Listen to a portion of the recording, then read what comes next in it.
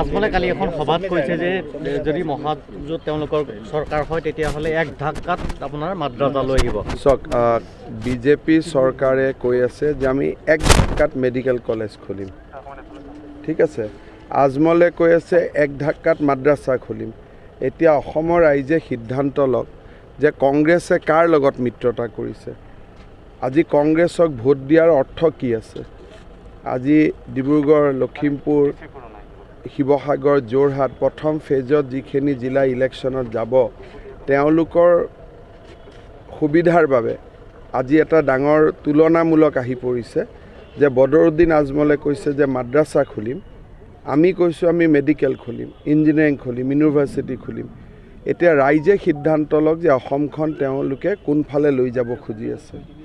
দেখিবলৈ পোৱা গৈছিলে কেইদিনমান আগত প্ৰিয়ংকা গান্ধীয়ে তেওঁ চাহ বাগানত আহি চাহপাত তুলিছিলে আৰু যোৱাকালি ৰাহুল গান্ধীয়ে আপোনাৰ চাহ শ্ৰমিকৰ ঘৰত তেওঁ দুপৰীয়াৰ আহাৰ খাইছে। গতিকে চাহৰ ৰাজনীতি চলিছে নেকি? এইবিলাক নাটক হয় আৰু এই নাটকবিলাকত মানুহে বিশ্বাস নকৰে। এনেকুৱা চাহ বাগিচাৰ 10জন ব্যক্তিক ৰাহুল গান্ধীয়ে 10 জনপথত লৈ গৈ ভাত খুৱাওক না। টিভি কেমেৰা সন্মুখত বাদ দি তেওঁলোকৰ ঘৰত কিয় যাব নোৱাৰে? তেওঁলোকৰ ঘৰত গৈ কিয় ভাত খাব নোৱাৰে? তেওঁলোকৰ ডাইনিং ৰুমত কিয় বহিব নোৱাৰে? কথাটো উল্টাকৈ সুধিবচোন। চব লিডাৰে যে আহি পেলাই দুখীয়া মানুহখিনিৰ ঘৰত আহি বহি লৈ ফটো উঠে, দুখীয়া মানুহখিনিক তেওঁলোকৰ ডাইনিং ৰুমত লৈ গৈ সোনিয়া গান্ধী, ৰাহুল গান্ধী, প্ৰিয়ংকা গান্ধী একেলগে ডাইনিং ৰুমত অসমৰ 10জন চাহ বাগিচাৰ শ্ৰমিকৰ লগত একেলগে ভাত খাওক, তেতিয়াহে মানিম। আপোনাৰ ঘৰত আপুনি সোমাব নিদিয়ে আৰু তেওঁলোকৰ ঘৰত অলপ দেৰিৰ কাৰণে 5 মিনিটৰ কাৰণে কেমেৰাটোৱে দেখাকৈ ফটো এখন উঠি গুচি যায়। এইবিলাক হৈছে ঘৃণনীয় ৰাজনীতি, লেতেৰা ৰাজনীতি। তেওঁলোকে চাহ শ্ৰমিকক কেতিয়া টাৰ্গেট দিছে? কাকো টাৰ্গেট হ'ব? এনে গোটেই ভাৰততে এনেকৈ দুখীয়া মানুহক লগত খেলা কৰে। এইটোক কয় পভাৰ্টি টুৰিজিম, দৰিদ্ৰতাৰ পৰ্যটন বুলি কয়। তেওঁলোকে দৰিদ্ৰতাক এটা পৰ্যটনলৈকে ৰূপান্তৰ কৰে। এতিয়া যে প্ৰিয়ংকা গান্ধীয়ে যাৰ লগত চাহপাত তুলিলে সেই মহিলাগৰাকীৰ ফোন নম্বৰটো লৈ গৈছে নেকি?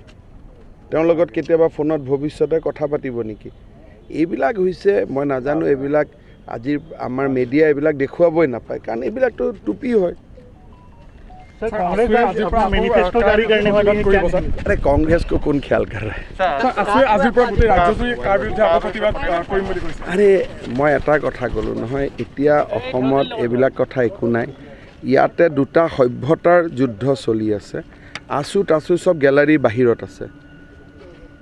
একফালে বংগীয় মুছলমানৰ সভ্যতা, একফালে ভাৰতীয় সভ্যতা, এই দুইটা সভ্যতাৰ যুঁজ লাগি আছে। গতিকে ইয়াত আছু তাছু গ্যালাৰী বাহিৰত আছে না। কংগ্ৰেছৰ মহাজোঁটৰ বটদ্ৰৱাৰ প্ৰাৰ্থীগৰাকীয়ে কালি স্বীকাৰ কৰিছে যে তেখেতে কোনো ধৰণৰ নথি-পত্ৰ পৰীক্ষা নকৰাকৈ কংগ্ৰেছে এনেকুৱা মানুহবিলাকক এইবাৰ টিকেট দিছে যোনে এই গোটেই আজমল এণ্ড কোম্পানীৰ ওচৰত আত্মসমৰ্পণ কৰে।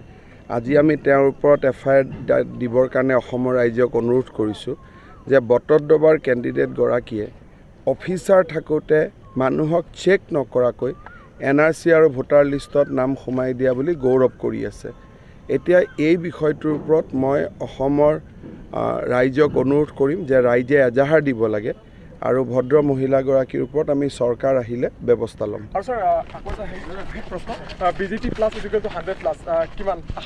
আপোনালোকে কওক না, আপোনালোকে সদায় মোক সুধি থাকে, আপোনালোকৰ খবৰবোৰ দিয়ক না। বন্ধুসকল, ভিডিওটো ভাল লাগিলে এটা লাইক কৰি সাবস্ক্ৰাইব কৰিব নাপাহৰিব। তো আজিলে বাই, জয় হিন্দ।